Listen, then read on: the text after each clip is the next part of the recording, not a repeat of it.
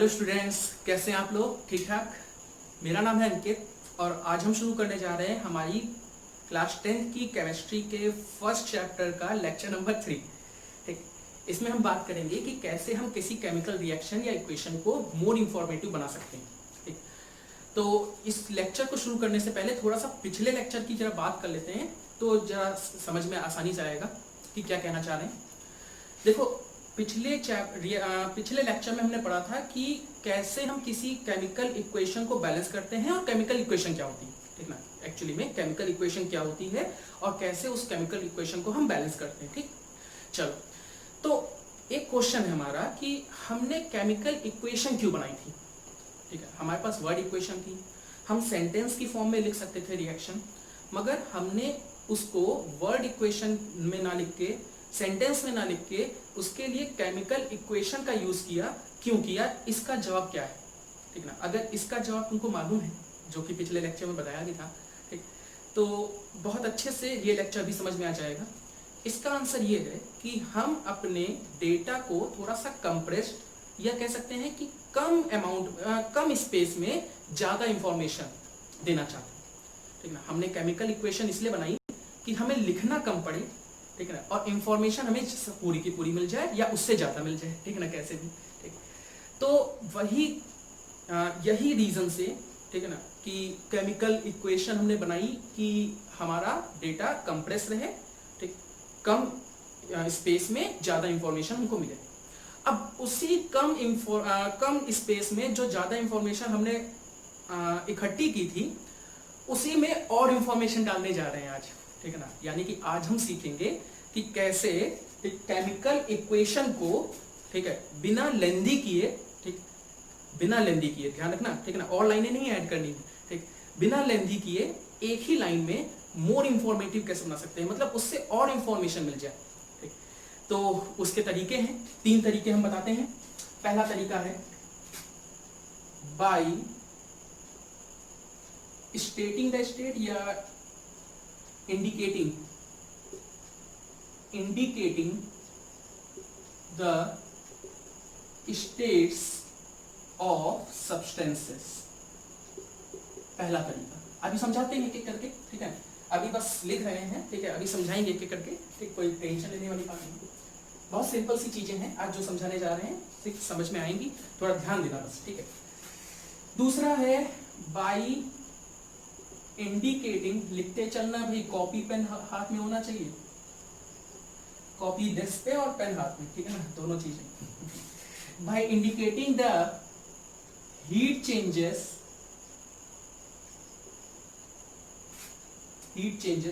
Taking place, और by, लिख लो अभी थोड़ी देर के लिए, ठीक है ना, अभी समझाते हैं एक एक करके, सब कुछ समझ में आएगा। By indicating the conditions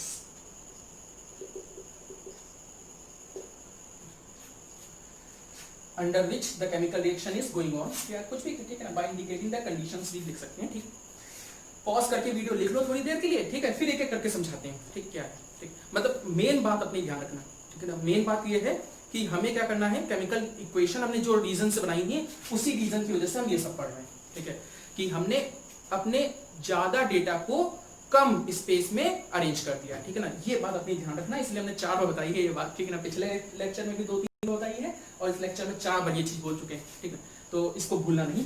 ठीक, आगे समझते हैं। ठीक, लिख लिया होगा, ठीक है ना, वीडियो पॉज करके लिख लिया होगा। चलो एक एक करके समझते हैं। ठीक, by indicating the states of the substance.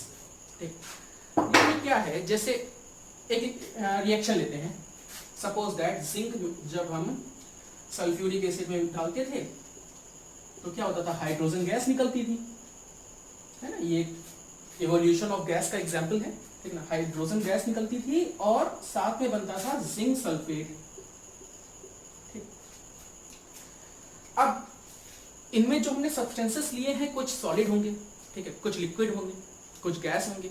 ठीक, सपोज दैट, मान लो, सपोज दैट, ठीक है, ये सॉलिड है, ये लिक्विड है, ये गैस है, या ये, चलो ये भी लिक्विड है और ये सॉलिड गैस है, मान सपोज दैट। अब इस इंफॉर्मेशन को हम लिखना चाहते हैं तो हम कैसे लिखेंगे, अगर लाइंस में लिखेंगे या अगर पैरा में लिखेंगे तो लिखेंगे zinc and zinc zinc zinc zinc is solid, ठीक, sulphuric acid and zinc sulphate are liquids and hydrogen is a gas. ठीक, काफी बड़ा स्टेप हो गया। ठीक है, 3-4 लाइंस हो गई, 2 लाइंस हो गई। ठीक है ना, 2 लाइंस में हमने ये लिखा है। ठीक, मगर अब क्या करेंगे हम, केमिकल इक्वेशन को मोर इंफॉर्मेटिव बनाने के लिए हम इसके जस्ट आगे ही, इसके जस्ट आगे ब्रैकेट्स में इसकी स्टेट लिख देंगे। ठीक है, 4 स्टेट्स हम बताने जा रहे हैं। ठीक है, 4 सिंबल्स हम लोग यूज करते हैं लिखने के लिए। पहला है एस, एस फॉर सॉलिड। ठीक है, दूसरा है एल, एल समझ गए होंगे, एल फॉर लिक्विड, और जी समझ गए होंगे, जी फॉर गैस। ठीक, सॉलिड क्या है, सॉलिड वो चीजें हैं, ठीक है, जैसे जिंक है, ठीक है ना, ये जितने मेटल्स, नॉन मेटल्स, ये सब सॉलिड्स में आ जाते हैं। एक चीज और सॉलिड में, वो है प्रेसिपिटेट।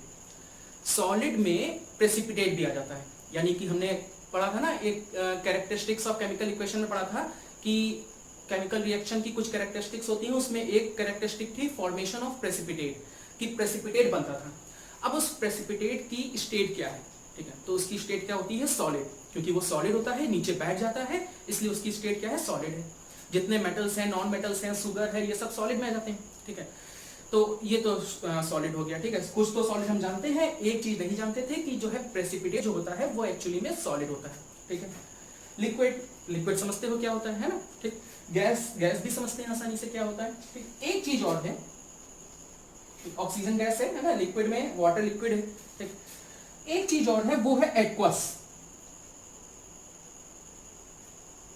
एक्वस, इसके लिए हम लोग सिंबल यूज करते हैं AQ।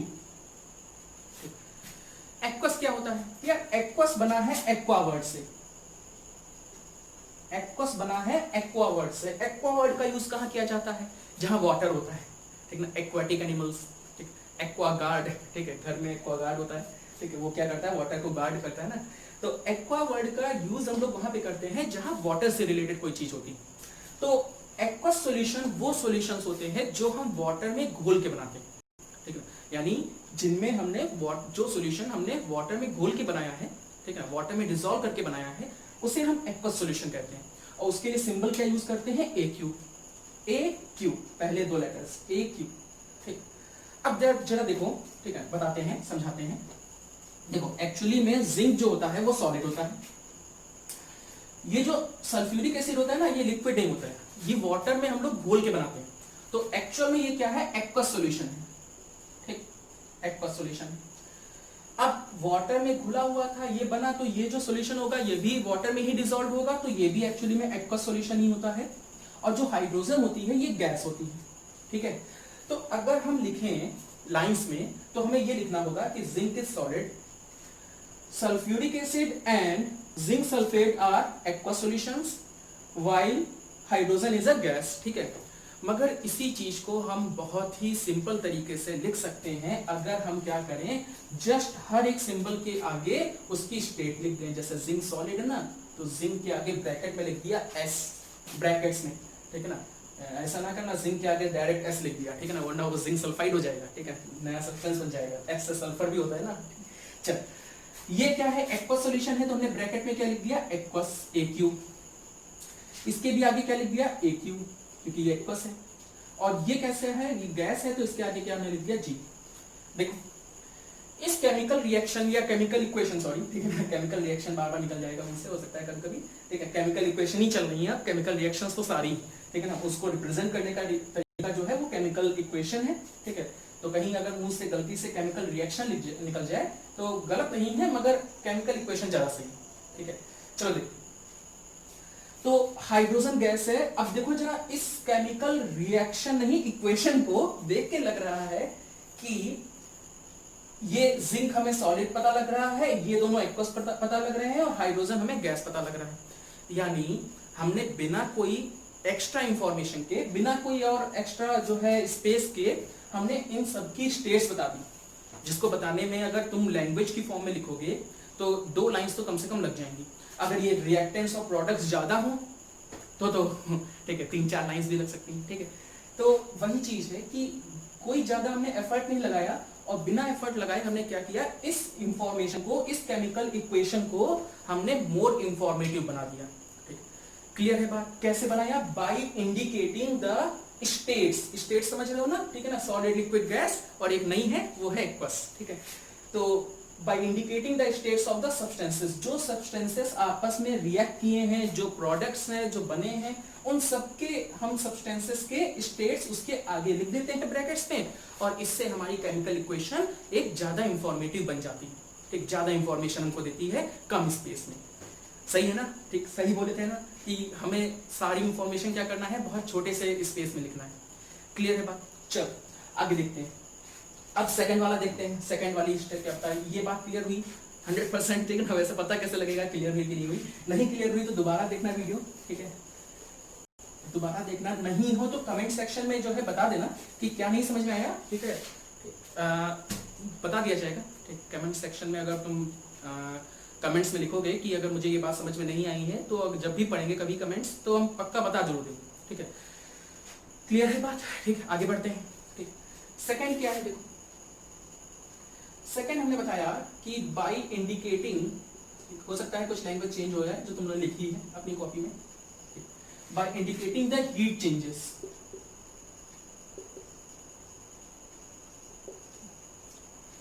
देखो, taking place, by indicating the heat changes taking place in a chemical reaction, ऐसे लिख सकते हो।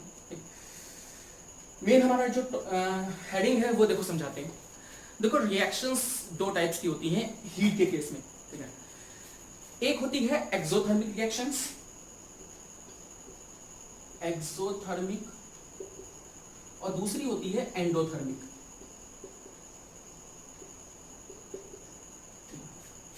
याद करने का तरीका बहुत सिंपल है, देखो बहुत सिंपल से तरीके से याद होता है। थर्म मतलब समझते हो ना, therm therm therm therm therm करता है थर्मोमीटर। ठीक, थर्मोमीटर क्या करता है, टेम्परेचर नापता है ना। ठीक, तो थर्म का वर्ड, थर्म जो वर्ड यूज होता है वो हीट के लिए यूज होता है। थर्मोडायनेमिक्स शायद सुना हो कभी, कि वहां पे हम हीट के बारे में पढ़ते हैं, एक ऐसी फिजिक्स की ब्रांच है जिसमें हम हीट के बारे में पढ़ते हैं, तो थर्मोडायनेमिक्स होती है। ठीक है, तो वैसे ही थर्मोमीटर तो सुना ही होगा, कोई दिक्कत नहीं है। थर्मोमीटर भी हमारी बॉडी की क्या करता है, हीट नापता है, ठीक ना, टेम्परेचर नापता है। ठीक है, तो थर्म वर्ड हीट के लिए आता है। ठीक है, वही हीट चेंजेस है। एक्सो, एक्सो एग्जिट जैसा नहीं लग रहा, एक्सो एग्जिट, एक्सो माने एग्जिट होना। लग रहा है नहीं लग रहा है पता नहीं, हमको लग रहा है इसलिए हमने बोला। ठीक है, वैसे हाँ अब देख रहे हैं तो नहीं लग रहा है, EXO है ये तो EXIT। चलो ठीक, तो एक्सो वर्ड एक्चुअली में एग्जिट जैसा है। ठीक है, कि इसमें क्या होता है कि इसका मतलब हुआ कि ऐसी रिएक्शंस जिसमें हीट एनर्जी एग्जिट करे, एग्जिट करे मतलब बाहर निकले। ठीक, यानी हमने केमिकल रिएक्शन की, जब केमिकल रिएक्शन हो गई तो खूब सारी हमें हीट एनर्जी मिली। इसी ऐसी रिएक्शंस को हम कहते हैं एक्सोथर्मिक रिएक्शन। ठीक है, जैसे एक एग्जांपल देते हैं, कोई फ्यूल जला लेते हैं। ठीक है, फ्यूल जितने भी फ्यूल होते हैं जब हम जलाते हैं फ्यूल जितने भी, ठीक है, एनर्जी निकलती है कि नहीं निकलती भाई, हीट की फॉर्म में या लाइट की फॉर्म में या किसी भी फॉर्म में। ठीक है, एनर्जी जरूर निकलती है। ठीक, कोई भी फ्यूल जलाते हैं इसीलिए तो फ्यूल जलाते हैं। ठीक है ना, सीधी सी बात है सर। तो चलो हम एक फ्यूल ले लेते हैं, जैसे CH4 मीथेन। ठीक है, इसका नाम होता है मीथेन, तो बड़ा लिखना।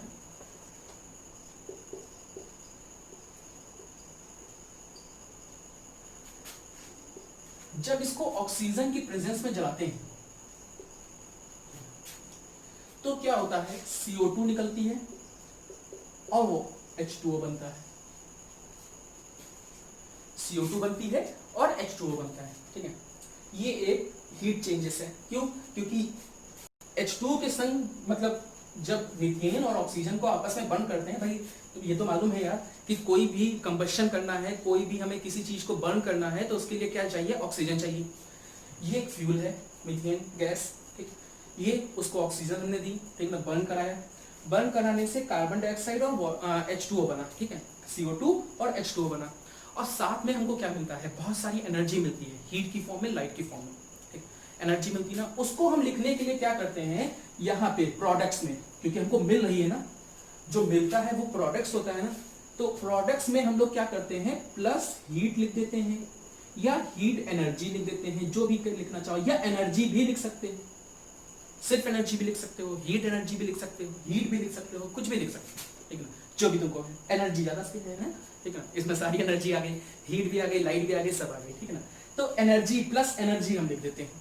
कहाँ लिखे, किसमें लिखे, ये बात ध्यान रखना। एक्सोथर्मिक रिएक्शंस, एक्सोथर्मिक रिएक्शंस क्या होती हैं, जिसमें हीट बाहर निकलती है, ठीक है ना, हीट निकलती है या एनर्जी निकलती है, लाइट की फॉर्म में, हीट की फॉर्म में, जिसमें एनर्जी निकलती है, उसे हम कहते हैं एक्सोथर्मिक रिएक्शंस। ठीक है, कहाँ गया, रख कर दिया, चलो, एक्सोथर्मिक रिएक्शंस। ठीक, तो एक्सोथर्मिक रिएक्शन समझ में आया क्या होता है, जिसमें हीट बाहर निकलेगी, और जब हमको हीट बाहर निकलेगी यानी हमको मिलेगी, ठीक है ना, जब हीट निकलेगी तो हम ले लेंगे उस हीट को, तो वो हमें कहाँ मिलेगी, प्रोडक्ट्स के फॉर्म में मिलेगी ना, तो प्रोडक्ट्स में हम क्या लिख देते हैं, एनर्जी लिख देते हैं। इससे हमें पता लग जाता है कि ये रिएक्शन क्या है, एक्सोथर्मिक रिएक्शन है। हमें पूरी लाइन लिखने की जरूरत नहीं कि this reaction is an exothermic reaction, कोई लिखने की जरूरत नहीं, ठीक है, हमने सीधे लिख दिया प्लस एनर्जी और इंफॉर्मेटिव ज्यादा हो गई, ठीक है, सही तरीका, ठीक है, बात समझ में आ रही है। अच्छा, अब इनकी स्टेट्स तो लिख लेना, पहला स्टेप तो ना भूल जाए, दूसरा लिख रहे हैं तो पहला स्टेप मत भूल जाना, ठीक है। तो ये तो हमने बता दिया तुमको, गैस होती है। ऑक्सीजन कैसी होती है, ठीक है ना, मालूम है सबको यार, गैस होती है। CO2 कैसा होता है, गैस होती है। मुस्कुरा रहे हैं, समझ लो क्यों। H2O क्या होता है, लिक्विड नहीं इसलिए मुस्कुरा रहे थे, ठीक है ना। H2O लिक्विड नहीं होगा, ये होगा गैस। क्यों सर, कुछ को समझ में आ गया हो शायद, कुछ को नहीं आया है, ठीक है। ये नहीं कि सर इधर भी दोनों गैसेस हैं तो इधर भी दोनों गैसेस बनेगी, ऐसा नहीं है, ठीक है। एक्चुअली में ये एनर्जी रिएक्शन है ना, यानी इसमें हीट निकलती है यार। किसी फ्यूल को तुम जलाओगे तो उसमें जो वाटर बनेगा, क्या वो वाटर लिक्विड स्टेट में बनेगा कि वेपर स्टेट में बनेगा स्टीम बनेगी कि लिक्विड वाटर बनेगा, सोच के देखो। अगर मान लो किसी फ्यूल को तुम जला रहे हो, ठीक है ना, तो जो वाटर बनता है वो किस फॉर्म में बनेगा, ठीक है ना, लिक्विड फॉर्म में कि गैसियस फॉर्म में, स्टीम की फॉर्म में ठीक, सही है ना, समझ में आ गई होगी बात कि वाटर जो बनता है H2O सिर्फ वाटर नहीं होता है, H2O आइस भी होती है, H2O जो है स्टीम भी होती है, और H2O जो है वाटर भी होता है लिक्विड फॉर्म में भी, ठीक। तो यहाँ पे जो H2O बन रहा है वो लिक्विड फॉर्म में नहीं बन रहा है, ठीक है। ये नहीं कि जहां भी H2O देखा बस L लिख दिया, ठीक है ना, ठीक, लिक्विड नहीं है, कोई जरूरी नहीं है लिक्विड बने, ठीक है। इस रिएक्शन में वो गैस बन रहा है। क्यों बन रहा है गैस, बात समझ में आ रही है, ठीक है, क्योंकि इतनी सारी हीट निकल रही होगी यार। कोई फ्यूल को हम जला रहे हैं, बहुत सारी हीट निकल रही है। जैसे हाँ, एक एग्जांपल देते हैं, लकड़ी जलाते हो तुम लोग घर में, ठीक है ना, सर्दियों में जब हाथ तापते हैं तो लकड़ियां जलाते हैं, ठीक है, लड़कियां नहीं, ठीक है, लकड़ियां जलाते हैं, ठीक। तो जब लकड़ी जल रही होती है, ठीक है ना, वुड जल रही होती है, तो क्या होता है कि वुड में कुछ कभी कभी गीली होती है, तो उसको जब जला रहे होते हैं, बर्न कर रहे होते हैं, तो कार्बन डाइऑक्साइड तो चलो निकल जाती है, मगर धुआं सा निकलता है, वाटर जो उसमें होता है वो इवापोरेट होके बाहर निकल जाता है। अब वो किस फॉर्म में निकल रहा है, लिक्विड फॉर्म में निकल रहा है कि गैसेस फॉर्म में निकल रहा है, समझ जाओ, और ये इस चीज को जो है खत्म करो, ठीक है। बात क्लियर हुई, तो गैस हो गया। एक और एग्जांपल देते हैं, ठीक है, जैसे रेस्पिरेशन, बहुत एग्जांपल है यार। हमको एनर्जी मिलती है किस प्रोसेस से, रेस्पिरेशन से। बायो का है थोड़ा वर्ड, ज्यादा नहीं बोलेंगे इसके बारे में, ठीक है ना, बेइज्जती हो जाए, पता लगा, ठीक है। तो रेस्पिरेशन जो है, ठीक, ये देखो क्या होता है, ठीक, जानते हो कि हमारी बॉडी में रेस्पिरेशन प्रोसेस से क्या होता है, हमको एनर्जी मिलती है, ठीक है। तो एनर्जी जो मिल रही है वो भी, फिर इसका मतलब मिल रही है तो सीधी सी बात है प्रोडक्ट्स में आएगा, यानी कि वो भी एक्सोथर्मिक रिएक्शन हो गई कि नहीं हो गई, ठीक है। लिख देते हैं, चलो वो रिएक्शन भी लिख देते हैं। रेस्पिरेशन की प्रोसेस देखो क्या होती है। रेस्पिरेशन में हम लोग क्या करते हैं, ग्लूकोज हमारी बॉडी का C6H12O6 और ऑक्सीजन, ठीक है ना, इससे 6 CO2 बनाते हैं और 6 वाटर बनते हैं मॉलिक्यूल्स, देख लेना बैलेंस होगी, ठीक है। 6 CO2 6 H2O, ठीक है ना, और साथ में बनती है बहुत सारी एनर्जी जो हमको मिलती है, जिससे हम वर्क करते हैं, फूड लेते हैं यार। बहुत बड़ी प्रोसेस है, 8th क्लास में पढ़ी होगी रेस्पिरेशन प्रोसेस, कि रेस्पिरेशन में क्या होता है कि ग्लूकोज जो है ऑक्सीजन से रिएक्ट करके कार्बन डाइऑक्साइड निकालता है, बनाता है, जो हम लोग जो है सांस से छोड़ देते हैं, वाटर बनता है, और साथ में एनर्जी बहुत सारी बनती है, जिससे हम क्या करते हैं, अपने डेली लाइफ के वर्क करते हैं, ठीक। तो एनर्जी हमको मिल रही है, यानी कि ये भी क्या है, एक्सोथर्मिक रिएक्शन है, ठीक। तो ये भी हो गया, इसमें भी लिख सकते हो चाहो तो, ये भी एक सोल्यूशन होता है, ठीक है। ग्लूकोज पानी में घुला होता है बॉडी में।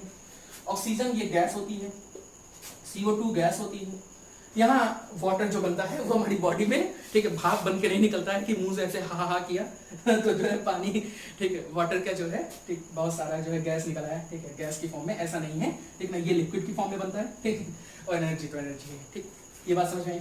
चलो, तो ये दो रिएक्शंस हो गई, कैसी, एक्सोथर्मिक रिएक्शन, ठीक है। अच्छा, अब दूसरी टाइप की रिएक्शन देखो, हीट चेंजेस में ही है, ठीक है ना, अभी हमको हीट मिल रही है, कभी कभी हमें हीट देनी पड़ती है, ठीक, जब हम हीट देते हैं, ठीक ना, कहते हैं कि भैया लो जलो तुम और जल्दी से रिएक्ट करो, ठीक, तो जब हम हीट देते हैं तब वो रिएक्शन स्टार्ट होती है, ठीक, ऐसी रिएक्शन को हम कहते हैं एंडोथर्मिक। अब पता नहीं क्यों मगर हमको एंडो से लग रहा है इंडोर इन माने अंदर जाना, थर्मिक यानी हीट, यानी जिसमें हीट जाए, एब्जॉर्ब हो जाए, ऐसी रिएक्शंस जिसमें हीट एब्जॉर्ब हो जाती है उसे हम कहते हैं एंडोथर्मिक रिएक्शंस। एंडोथर्मिक रिएक्शंस वो रिएक्शंस होती हैं जिसमें हीट क्या होती है, एब्जॉर्ब हो जाती है, ठीक, सोख लेते हैं, ठीक, कैसे सोखेंगे, हम हीट देंगे, ठीक, देंगे मतलब, ठीक है, किसी फॉर्म में देंगे यार, ठीक है, बर्न करके देंगे या फ्यूल की फॉर्म में देंगे, फ्यूल को जलाएंगे, ठीक, कोयले को जला के क्या करते हैं, हीट देते हैं, ठीक, तो किसी फॉर्म में हम इसको हीट देंगे, वो हीट क्या करेगी, वो एब्जॉर्ब करेगी, उस हीट से जो है वो उसका टेम्परेचर बढ़ेगा और तब वो रिएक्शन स्टार्ट होगी। तो ऐसी प्रोसेस को हम कहते हैं एंडोथर्मिक रिएक्शंस, ठीक है, और ये भी क्या है, ठीक है ना, इसी का एक एग्जांपल है, इसी सेकंड पॉइंट का ही एक एग्जांपल है।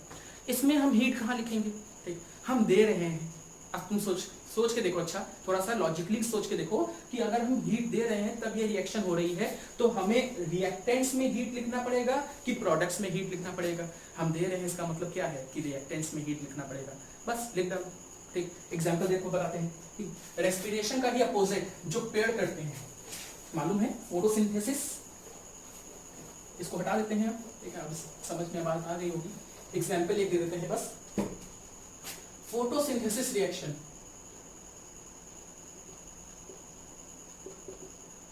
देखो इसमें क्या होता है, ठीक, इसमें हीट एब्जॉर्ब होती है कि नहीं होती है, पहले बताओ, याद करो, सनलाइट को की फोटोसिंथेसिस प्रोसेस होने के लिए क्या क्या चीजें चाहिए थी, सनलाइट है ना, क्लोरोफिल, ये सब चाहिए होता था, तो सनलाइट एब्जॉर्ब करते थे ना स्टोमेटा, ठीक, तो वही चीज यहाँ पे है, फोटोसिंथेसिस में देखो क्या होता है, ठीक, कार्बन डाइऑक्साइड लेते हैं,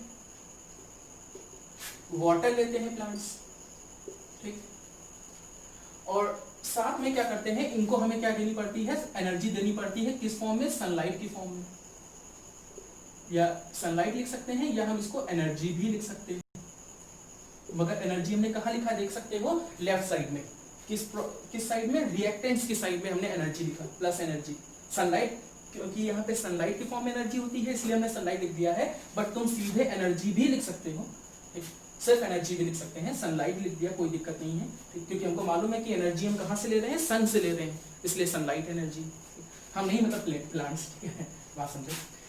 फिर वो क्या करते हैं, खाना बनाते हैं भाई अपना, C6H12O6 ग्लूकोज, और साथ में ऑक्सीजन बाहर निकाल देते हैं, जो ऑक्सीजन हम लोग लेते हैं, सही है ना, सारे प्रोडक्ट्स तो लिख ही सकते हो अपने आप, इससे पहले हमने लिखे ही थे, ठीक है, जब रेस्पिरेशन समझाया था तो कौन सॉलिड है, कौन लिक्विड है, कौन गैस है, लिख सकते हो, ठीक है, बात समझ में आई। बस मेन हमारा जो मोटो था इस रिएक्शन को लिखने का वो ये था कि एंडोथर्मिक रिएक्शंस में हम लोग एनर्जी कहाँ लिखते हैं, लेफ्ट साइड में लिखते हैं। एंडोथर्मिक रिएक्शन समझ में आई, जिसमें हीट क्या होती है, एब्जॉर्ब हो जाती है, ठीक, हीट एब्जॉर्ब कर लेता है सब्सटेंस उसे, और इसमें हमें क्या करनी पड़ेगी, हीट एब्जॉर्ब कब होगी, जब हम इसको हीट देंगे, तो हमें हीट देनी पड़ती है, क्लियर है बात। चलो अब तीसरा समझते हैं, ठीक है, by indicating the conditions, by indicating the conditions, by indicating the conditions। आज भैया कुत्ते नहीं भौंके हमारे मोहल्ले में बहुत भौंकते हैं इसलिए बन नहीं पाते हैं वीडियो, ठीक है, आज नहीं भौंक रहे, बढ़िया जल्दी सुना लेते हैं, ठीक। देखो बाय इंडिकेटिंग द कंडीशंस क्या है, ठीक, देखो जैसे क्या है, पहले इसमें एक चीज समझ लेते हैं, कैटलिस्ट। कैटलिस्ट क्या होता है, एक कहानी के हिसाब से समझ लेते हैं, एक कहानी की हेल्प से जो है इस कैटलिस्ट को समझते हैं। मान लो दो दोस्त थे, अरे इसका प्यार बड़ा हो गया, आंखें भी बाल भी, जल्दी से चल इसके बाल लगेंगे, टकला है। तो इसने इसको टकलू बोल दिया ये चिढ़ गया, ठीक है, मान लो ठीक, ये चिढ़ गया, इन दोनों में हो गई खुट्टी, ठीक है, दोनों जो है ठीक अलग अलग हो गए। अब फरिश्तों का नाम सुना है, ठीक है ना, फरिश्ता सुना है, तो एक फरिश्ता आया मान लो, ठीक है, थोड़ा एग्जाम्पल अजीब सा है, समझ में आ जाएगा, एटलीस्ट बिल्कुल समझ में आ जाएगा, कभी कंफ्यूजन नहीं होगी। उसने क्या किया, वो भी टकला था उसने कहा अरे ठीक है यार, टकला बोल दिया कोई बात नहीं, चलो ठीक है, इसको पकड़ा, इसका एक हाथ, इसका एक हाथ पकड़ा, और दोनों को क्या करा, जोड़ दिया, इसका एक हाथ पकड़ा, इसका एक हाथ पकड़ा, और दोनों से कहा तुम लोग दोस्ती करो। दोनों ने हाथ मिला लिया, दोस्ती कर ली। जो दोनों एक दूसरे से दूर भाग रहे थे, ठीक ना, नहीं साथ रहना चाह रहे थे, इसने क्या किया, उनको साथ में किया और खुद वहां से चला गया, ठीक है, काम उसका हो गया, चला गया, ठीक। सेम काम कैटलिस्ट करता है, यही काम करता है। जब रिएक्शन नहीं हो रही होती, ठीक है ना, ठीक, वो सब्सटेंस, एक सब्सटेंस दूसरे से कहता है हट मैं तुमसे रिएक्ट नहीं करता, जाओ, ठीक है, दूसरा कहता है तो मैं तुमसे कौन सा रिएक्ट करूंगा, मैं भी नहीं रिएक्ट करूंगा, ठीक, कोई दिक्कत नहीं। तो हम लोग क्या करते हैं, जबरदस्ती उनको रिएक्ट कराने के लिए कैटलिस्ट का हेल्प लेते हैं। कैटलिस्ट क्या करता है, एक रिएक्टेंट को पकड़ता है, दूसरे रिएक्टेंट को पकड़ता है, दोनों को जोड़ देता है, और जोड़ने के बाद खुद अलग हो जाता है, और बिल्कुल जैसा हमने लिया था कैटलिस्ट वैसे ही हमको वापस रिएक्शन में ओवरऑल पूरा बिना रिएक्ट किए मिल जाता है, ठीक है। ये नहीं कि अभी भी केमिकल रिएक्शन में रिएक्ट है, नहीं, ठीक ना, जितना हमने कैटलिस्ट हमने डाला था, ठीक, वही कैटलिस्ट हमें वापस मिल जाता है, ठीक, उतना ही, और केमिकल रिएक्शन स्टार्ट हो जाती है।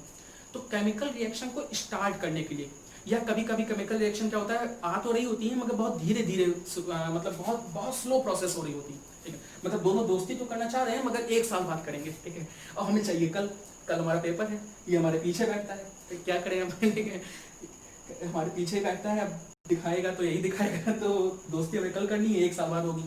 तो केमिकल रिएक्शन को तेज भी करता है।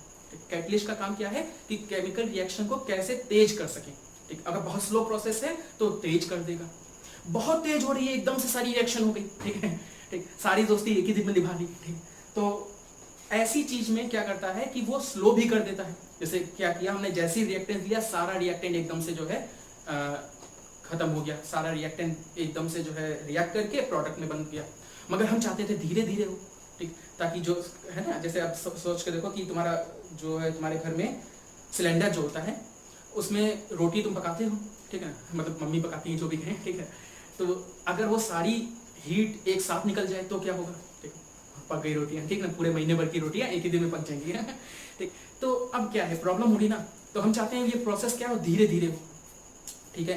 तो कभी हम चाहते हैं कि प्रोसेस धीरे हो, कभी हम चाहते हैं कि प्रोसेस तेज हो। जब तेज चाहते हैं तब भी कैटलिस्ट का यूज करते हैं, जब धीरे करना होता है तब भी किसी कैटलिस्ट का यूज करते हैं, अलग कैटलिस्ट का, सीधी सी बात है, एक ही कैटलिस्ट दोनों काम नहीं करेगा, ठीक है, ठीक, कभी किसी रिएक्शन में कोई कैटलिस्ट किसी रिएक्शन को तेज कर देगा, ठीक है, कोई कैटलिस्ट उस रिएक्शन को धीरे कर देगा, ठीक, कोई उसको हेल्प करेगा रिएक्ट करने के लिए। तो ये काम होता है कैटलिस्ट का, ठीक है। ये कोई बहुत बड़ी चीज नहीं है, कुछ ना कुछ सब्सटेंस होते हैं, जैसे पोटेशियम परमैंगनेट का नाम सुना होगा, ठीक है।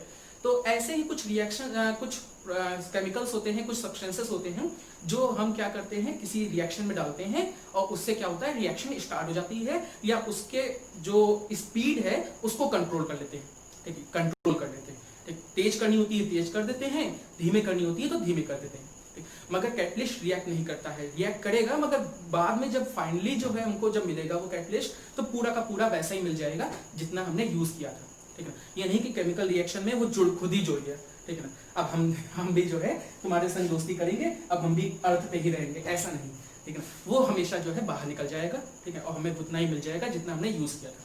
बात क्लियर हुई, ठीक है। बस अब कुछ ज्यादा दिक्कत ही नहीं, कैटलिस्ट समझ में आ गया। तो अब ये जो है बहुत कम, बहुत सिंपल सा हो गया कि अगर मान लो हमने कोई कैटलिस्ट का यूज किया है, ठीक है, या मान लो हम जानते हैं कि ये जो रिएक्शन स्टार्ट हुई थी ये इतने टेम्परेचर पे स्टार्ट हुई थी या इतने प्रेशर पे स्टार्ट हुई थी, प्रेशर समझते होगे, ठीक है, 9th में पढ़ा होगा एटमॉस्फेरिक प्रेशर, तो 1 atm प्रेशर होता है, बट कभी कभी क्या होता है, हमें रिएक्टेंट्स को कंप्रेस करना पड़ता है। जैसे क्या है, इस बीकर में हमने 2 रिएक्टेंट्स लिए आपस में रिएक्ट नहीं कर रहे हैं, मगर जब हम इसको कंप्रेस करते हैं, पास पास लाते हैं, तो रिएक्ट कर जाते हैं, ठीक है। तो ये पास पास कैसे आए, जब हमने इसको प्रेस किया मतलब क्या किया, प्रेशर बढ़ाया, तो प्रेशर बढ़ाने से, ठीक है, तो कितना प्रेशर बढ़ाया, ठीक है, ये सब चीजें।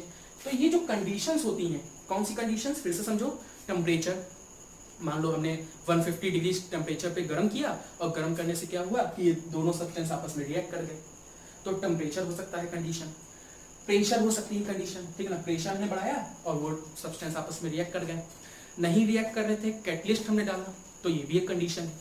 तो इन कंडीशंस को हम क्या करते हैं, एरो, जो हम एरो बनाते हैं ना, इसके ऊपर या नीचे इंडिकेट कर देते हैं, इसके ऊपर या नीचे कहीं भी इंडिकेट कर देते हैं कि हमने कौन कौन सी कंडीशंस यूज की हैं, ठीक है। एक चीज और, ये तीनों चीजें हम तभी यूज करेंगे हम लोग, ठीक है ना, ठीक, वैसे तो यूज करनी चाहिए, अच्छी बात है, मगर पेपर में या किसी भी जगह पे हम लोग यूज तभी करेंगे जब हमें कंफर्म मालूम हो कि ऐसा ही होता है, ठीक ना। ये नहीं कि बेफालतू में जो है मालूम नहीं है कि ये रिएक्शन कितने टेम्परेचर पे होगी, और सिर्फ ऐसे ही जो है पेपर में कोई भी टेम्परेचर लिखा है, ठीक है, होती थी 100 डिग्री पे, लिखा है 1000 डिग्री, ठीक है, तो ऐसा नहीं करना है। अगर ये सिर्फ इंफॉर्मेशन ज्यादा करने के तरीके हैं, ठीक है, अगर याद है, तुम्हें मालूम है कि ये रिएक्शन इतने टेम्परेचर पे होती है, तो एरो के ऊपर उस टेम्परेचर को लिख सकते हो। अगर तुमको मालूम है कि कैटलिस्ट, इस कैटलिस्ट का यूज किया जाता है, तो तुम लिख सकते हो, ठीक है ना। मगर वैसे हमें यूज तो करना चाहिए, मगर सारी रिएक्शंस में कौन कौन कैटलिस्ट यूज हुआ है नहीं याद रख सकते हैं, तो जितने याद रख सकते हैं उतने याद रखेंगे, और पेपर में वही लिखेंगे, या कहीं भी हमसे पूछा जाता है तो उतनी ही इंफॉर्मेशन देंगे जो हमें मालूम है, ठीक ना। बेफालतू में अगर नहीं मालूम है कोई चीज, ठीक है, और सिर्फ गैस लगा रहे हैं, तो गैस लगाना हमें नहीं सही लगता भाई, ठीक है। अगर सही हो जाए नहीं हो उससे मतलब नहीं है, गैस लगाना नहीं, ठीक, सोच समझ के कुछ लिख सकते हो सकता है कंफ्यूजन है तो अलग बात है, मगर अगर गैस लगा के कोई भी टेम्परेचर या कोई भी प्रेशर लिख के दे रहे हो तो ये गलत चीज है वैसे, ठीक है।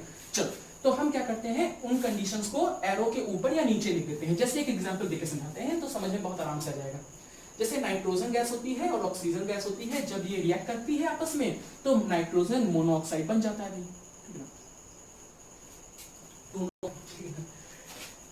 फिर बैलेंस है, ठीक है, ये भी गैस है, ये भी गैस है, ये भी गैस है, तीनों गैसेस हैं,